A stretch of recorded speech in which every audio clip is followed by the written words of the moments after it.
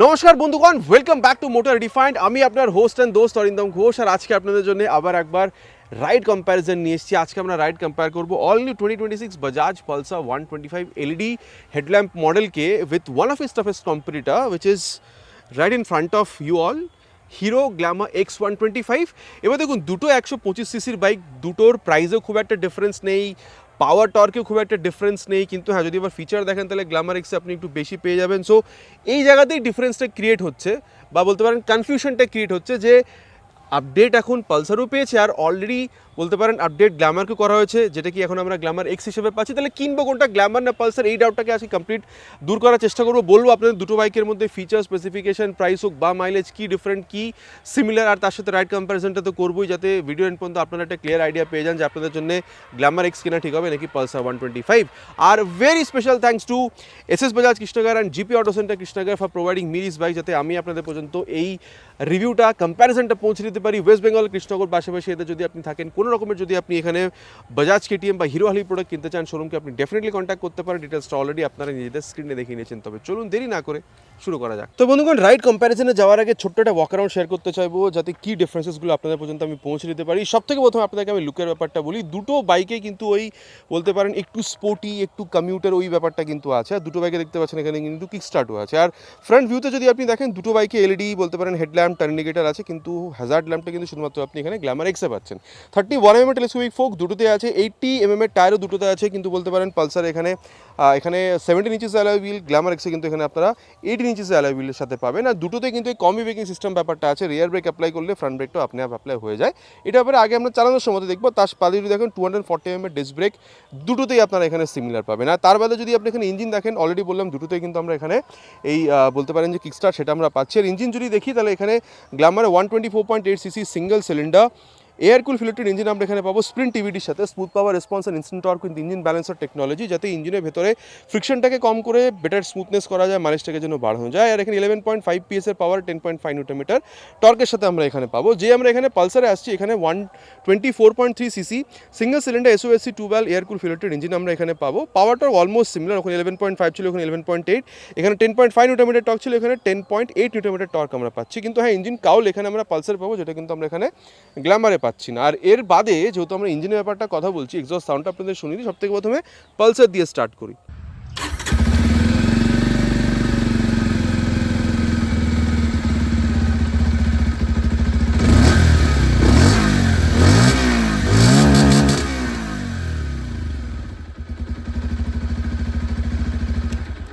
Pulsar আওয়াজটা আপনারা এখানে শুনে নিয়েছেন। এবার আপনাদেরকে আমি এখানে যে গ্ল্যামার 125, গ্ল্যামার X125, এটার আওয়াজটা শুনিয়ে দিই।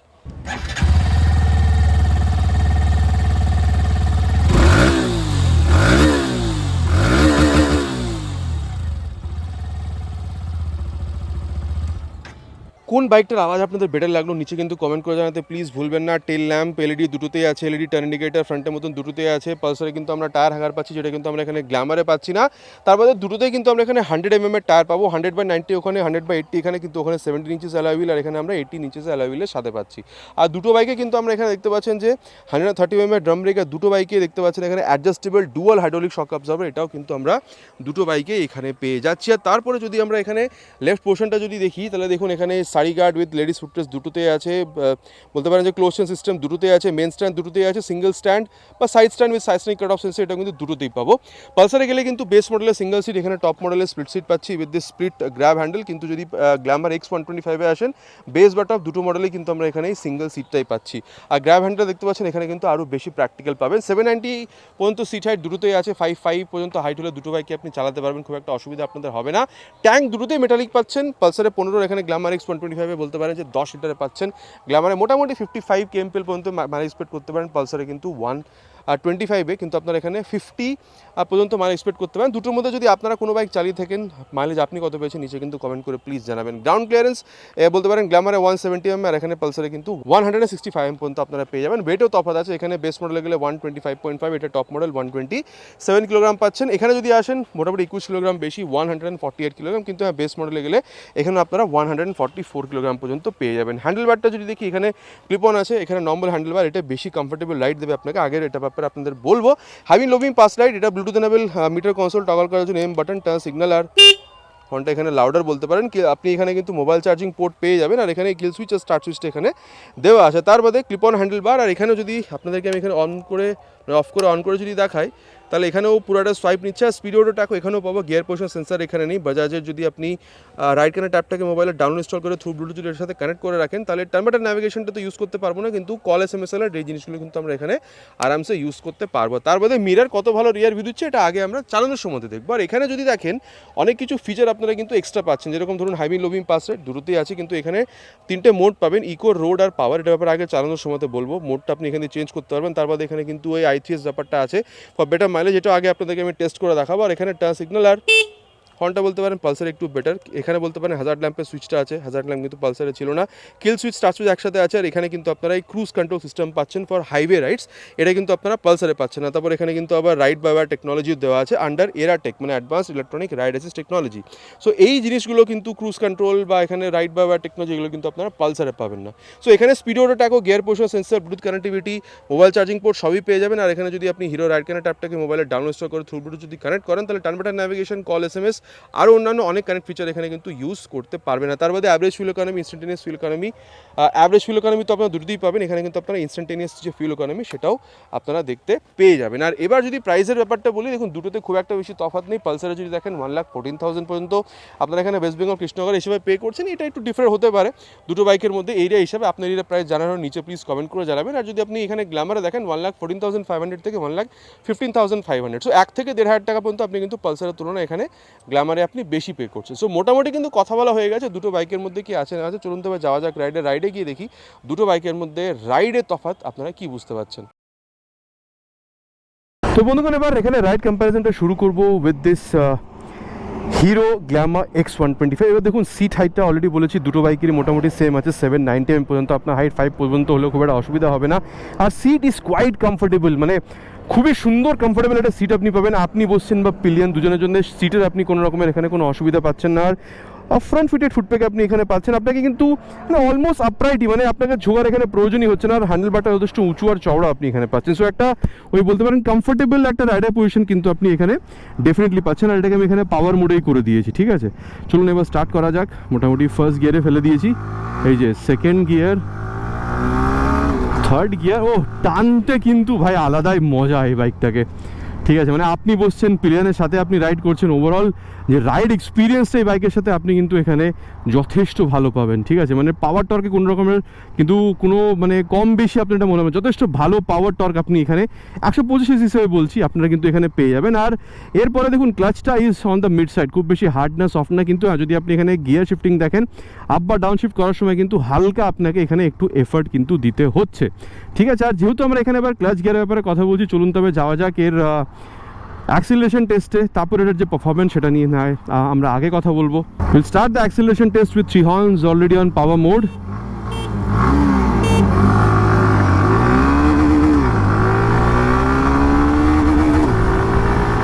Perfect shifting,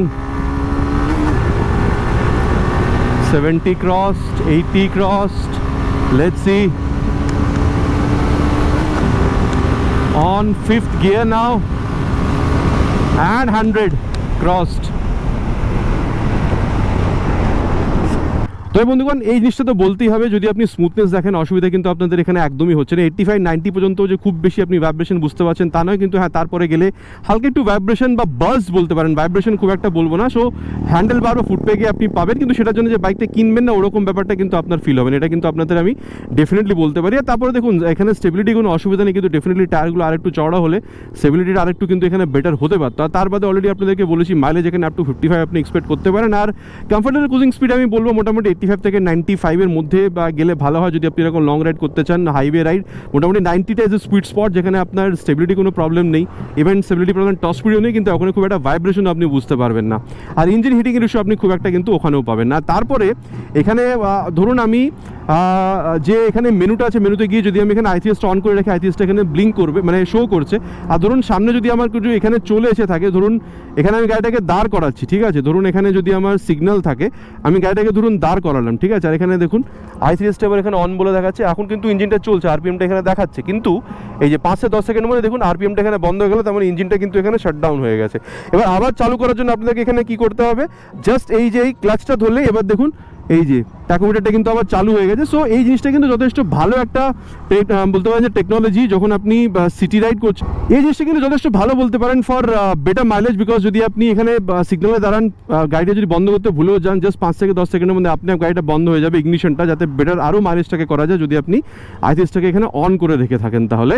আর আমি বলবো দেখুন এখানে এই যে রাইড বা ওয়ার দিচ্ছে, তার জন্য ডেফিনেটলি কিন্তু আপনি এখানে বেটার একটা অ্যাক্সেলারেশন পাচ্ছেন। আর হ্যাঁ, পাওয়ার মোডে সব থেকে বেটার আপনি অ্যাক্সেলারেশন পাবেন।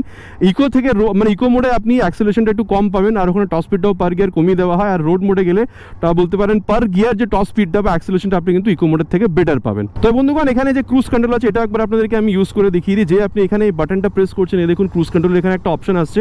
মোটামুটি থার্ড গিয়ারে 35-এর উপরে যদি স্পিড থাকে, ধরুন আমি এখানে যে এটাকে উপরের দিকে ট্যাপ করবো, এখানে দেখুন 55-এ এটা এখানে সেট হয়ে গেছে, ঠিক আছে। আর দেখুন আমার হাতটা এখানে নেই, আপনি আপ যাচ্ছে, স্পিডটা সেট হতে একটু টাইম লাগবে, ওপর নিচে আপনি আপ হয়ে যাবে। এই দেখুন 55-এ আছে, এটা এখন 59-এ আছে, আস্তে আস্তে কিন্তু এটা নিচের দিকে যাবে, ঠিক আছে। সো আপনি আপ সেট হয়ে যাবে। আর এটা দেখুন যখন আপনি হাইওয়ে রাইড করছেন, এরকম যদি আপনি বারবার থ্রটলটা ঘোরাতে একটু ফাটিক হয়েছে, ফাটিক থেকে কিন্তু আপনাকে অনেকটা এখানে কিন্তু এটা প্রিভেনশন দেবে। আর যদি আপনাকে ডিসেনগেজ করতে হয়, বাস আপনি থ্রটলটা ঘুরিয়ে দিন বা ব্রেকটা প্রেস করে দিন, এটা কিন্তু এখানে ডিসেনগেজ হয়ে যাবে। বন্ধুগণ, তবে এখানে রাইড কম্প্যারিজনটা এবার স্টার্ট করবো, যেটা আমরা ওখানে শুরু করেছিলাম উইথ গ্ল্যামার 125। এবার আমরা এখানে পালসার 125 দিয়ে দেখবো। দেখুন সিটের যে কমফর্ট ব্যাপারটা দুটোতে অলমোস্ট সেমি আপনি পাবেন। এখানে যথেষ্ট বলতে পারেন কমফোর্টেবল আছে, কিন্তু ওখানে হ্যাঁ লং সিট আপনি পাবেন, এখানে স্প্লিট সিট। সো ওখানে আপনি একটু বেটার কমফোর্টেবল ব্যাপারটা পাবেন যদি আপনি এখানে প্লেনের সাথে রাইড করতে চান। একদিকে পা দিয়ে বসলে আপনি ওখানে বেটার কমফর্ট পাবেন। কিন্তু এখানেও দেখুন হালকা একটু রিয়ার ফিটেড ফুটপেজ, যেটা আপনি ওখানে স্ট্রেট পাচ্ছিলেন, ওখানে খুব একটা ঝুঁকতে হচ্ছিল না, এখানে কিন্তু ঝুঁকতে হচ্ছে। আর বলতে পারেন এখানে কিন্তু এই ক্লিপ অন ব্যাপারটা আছে। সো এখানে স্পোর্টি ব্যাপারটা কিন্তু আপনারা বেশি পাবেন, ঠিক আছে। আর চলুন তবে এবার স্টার্ট করা যাক বাইকটাকে, টাইম ওয়েস্ট না করে। আর এই যে ফার্স্ট গিয়ার, সেকেন্ড গিয়ার, ওহো থার্ড গিয়ার, দেখুন টানতে মজা তো এখানেও আছে, পাওয়ার টর্কের কমি কিন্তু আপনারা এখানেও ফিল করতে পারবেন না, ঠিক আছে। সো এটার ব্যাপারে আমরা অ্যাক্সেলারেশন টেস্ট করার পরে কথা বলবো। কিন্তু হ্যাঁ, যদি আপনি এখানে ক্লাসটা দেখেন একটু বেশি টাইট ওয়েন কম্পেয়ার টু বলতে পারেন গ্ল্যামার। দুটোতেই ইন জেনারেল যদি আপনি দেখেন ইজ অন মিড সাইড, না সফট না হার্ড, কিন্তু গ্ল্যামারের তুলনায় এখানে আপনি একটু বেশি টাইট পেতে পারেন। আর যদি আপনি এখানে গিয়ার শিফটিং দেখেন, আপশিফট হোক বা ডাউনশিফট, আমি বলবো আপনি গ্ল্যামারের থেকে এখানে কিন্তু আপনি একটু বেশি স্মুথনেসটা এখানে বুঝতে পারবেন। আর চলুন তবে এবার অ্যাক্সেলারেশন টেস্টটা করা যাক, তারপরে এটার যে পারফরমেন্স সেটা নিয়ে আমরা আগে কথা বলবো। Already on first gear, will start the acceleration test with 3 horns. Full throttle. 60 crossed.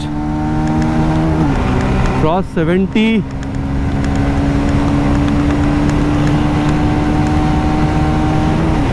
90 crossed. And crossed 100. তবে বন্ধুগণ, একটা ব্যাপার আমি আপনাদের বলবো, যেটা হচ্ছে যে যদি আপনি স্মুথনেসের ব্যাপারটা দেখেন, গ্ল্যামারও যথেষ্ট ভালো, কিন্তু আমি বলবো এখানে স্মুথনেস আপনি আর একটু বেটার এক্সপেক্ট করতে পারেন, ঠিক আছে। মানে এখানেও যথেষ্ট ভালো। আর আমি বলবো এখানেও কিন্তু ওই 85-90 পর্যন্তও খুব একটা যে আসছে তা নয়, ঠিক আছে, তারপরে আসছে বলতে পারি, ঠিক আছে, 90-95-এর পরে। আর দেখুন আমি বলবো যে ইনিশিয়াল স্পিডটা যদি দেখেন, গ্ল্যামার একটু আপনার বেশি মনে হতে পারে, বিকজ ওখানে 20-21 কিলোগ্রাম বলতে পারেন যে কম, মানে ওখানে কম আছে। সো এখানে ইনিশিয়াল স্পিডটা একটু বেটার, কিন্তু যখন আপনি মিড রেঞ্জ পারফরমেন্স দেখছেন, দুটো বাইকের অলমোস্ট সিমিলার পাবেন। আর টপ স্পিডে যখন যাবেন, এখানে আপনি বলতে পারেন যে গ্ল্যামারের তুলনায় একটু আপনি বেটার স্পিড কিন্তু এক্সপেক্ট করতে পারেন। আর মাইলেজ বলেছি এখানে আপনি একটু কম পাবেন, ওখানে 55, এখানে 50 পর্যন্ত কিন্তু আমি অলরেডি আপনাদেরকে বলেছি। আর তারপরে যদি আপনি এখানে ইঞ্জিন হিটিংয়ের ইস্যু দেখেন, দুটো বাইকেই নেই। আর এখানেও কিন্তু আমি এটাই বলবো যে স্টেবিলিটি ভালো, কিন্তু ফ্রন্ট বা রিয়ার টায়ারটা একটু চড়া হলে আর একটু বেটার হতে পারতো। আর এর বাদে যদি কমফোর্টেবল ক্রুজিং স্পিডটা বলি, সুইট স্পট বলবো এখানে মোটামুটি 85 থেকে 95, এখানে বলবো আমি 90 পর্যন্ত যদি আপনি দেখেন যথেষ্ট ভালোভাবে। এরকম করে যদি আপনি হাইওয়েতে রাইড করতে চান, আপনি রাইড করতে পারেন as a comfortable cruising speed 90 কিলোমিটার/আওয়ার। আর এবার যেটা নিয়ে কথা হবে সেটা হচ্ছে breaking of this particular bike. পেছনে কি কেউ আছে না, অনেকটা দূরে আছে, একবার এটাকে এখানে অ্যাপ্লাই করে দেখি। মোটামুটি 60-এর কাছাকাছি গিয়ে আছে, 60-তে ফ্রন্ট ব্রেক। দেখুন আমার মনে হয় ফ্রন্টে 240 mm যে ডিস্ক ব্রেকটা আছে যথেষ্ট ভালোই কিন্তু আপনাকে এখানে রেসপন্স দিচ্ছে। এটা নিয়ে কিন্তু আপনাদের খুব একটা অসুবিধা হওয়ার এখানে কোনো কথা নয়, ঠিক আছে। আর পিছনে না কেউ নেই, একবার মোটামুটি 50-এর কাছাকাছি গিয়ে রিয়ার ব্রেকটা একবার প্রেস করে দেখি, আর 51-এ গিয়ে রিয়ার ব্রেক। দেখুন দেখুন 130 mm ড্রাম ব্রেক আছে পেছনে, ঠিক আছে। আর দেখুন এখানে কোম্পানি বলছে কম্বি ব্রেকিং সিস্টেম আছে, রিয়ার ব্রেকটা অ্যাপ্লাই করলে ফ্রন্ট ব্রেকটা অ্যাপ্লাই হয়, সো সেই জন্য বলতে পারেন একটু বেটার আপনি রেসপন্স পাচ্ছেন, কিন্তু ইন জেনারেল দেখলে প্রোগ্রেসিভ নেচারেরই। রিয়ার ব্রেকটাতে পা রাখলে হালকা একটু স্পিডটা স্লো ডাউন হচ্ছে। আর এবার রিয়ারের সাথে সাথে ফ্রন্ট ব্রেকটাকে একবার ম্যানুয়ালি প্রেস করে দেখি মোটামুটি কীরকম রেসপন্স পাওয়া যায়। আর 54-এ নিয়ে গিয়ে রিয়ার উইথ ফ্রন্ট, পেছনে দেখেই ব্রেক করেছি, কেউ ছিল না। সো ওভারঅল ব্রেকিং দেখুন আমি বলবো এখানে যথেষ্ট ভালোই আপনি পেয়ে যাবেন, এটা নিয়ে আপনার খুব একটা অসুবিধা হওয়ার এখানে কিন্তু কোনো কথা নেই। আর এবার যেটা নিয়ে কথা হবে সেটা হচ্ছে ব্রেকিং। মোটামুটি পিছনে কি কেউ আছে? না, পেছনে কেউ নেই। মোটামুটি এখানে 60-এর কাছাকাছি নিয়ে যাবো, দিয়ে ফ্রন্ট ব্রেকটা টেস্ট করবো। আর এই যে 61-এ গিয়ে ফ্রন্ট ব্রেক